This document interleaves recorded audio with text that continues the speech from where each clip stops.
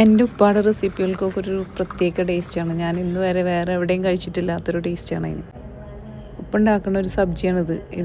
ഇതിനധികം നമ്മൾ സാമ്പാറിൽ ഇടുന്ന പോലെയുള്ള മസാലകളോ ഒന്നും ഇടില്ല. പക്ഷേ ഇതിൻ്റെ ടേസ്റ്റ് പറഞ്ഞാൽ അപാര ടേസ്റ്റാണ്. ഇവിടെ നമ്മുടെ ഫ്ലാറ്റിൽ ഭയങ്കര പാറ്റ ശല്യമുണ്ട്. അപ്പോൾ അത് പോകാനായിട്ട് നമ്മുടെ ഒരു ക്ലയൻറ്റ് തന്നതാണ്. ഇത് പുകച്ച് കഴിഞ്ഞ് കഴിഞ്ഞാൽ ഇത് കത്തിച്ചിട്ട് അതിൻ്റെ മേലെ കർപ്പൂരം വെച്ചിട്ട് ഇങ്ങനെ പുകച്ച് കഴിഞ്ഞ് കഴിഞ്ഞാൽ പാറ്റ നന്നായി കുറയുമെന്ന് അവരുടെ എക്സ്പീരിയൻസാണ്. അപ്പോൾ അങ്ങനെ തന്നതാണ്, നമ്മളും ട്രൈ ചെയ്യുന്നുണ്ട്.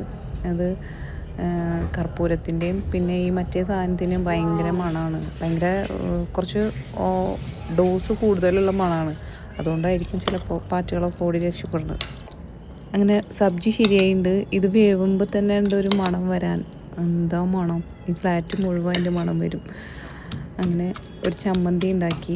എൻ്റെ പെപ്പുണ്ണി കൃഷി ചെയ്ത കാന്താരി മുളക് വെച്ചിട്ടുള്ള ഒരു ചമ്മന്തി. സബ്ജി അത്ര സ്പൈസി ഇല്ലാത്തതുകൊണ്ടാണ് ചമ്മന്തി ഉണ്ടാക്കിയത്. സാധാരണ നമുക്ക് സബ്ജി ഉണ്ടെങ്കിൽ വേറെ ഒന്നിൻ്റെ ആവശ്യമില്ല. ഞാൻ സ്പൈസി ആയിട്ട് എന്തെങ്കിലും ഒരു ഇത് വേണമല്ലോ എന്ന് വെച്ചിട്ട് മാത്രം ഉണ്ടാക്കിയതാണ്.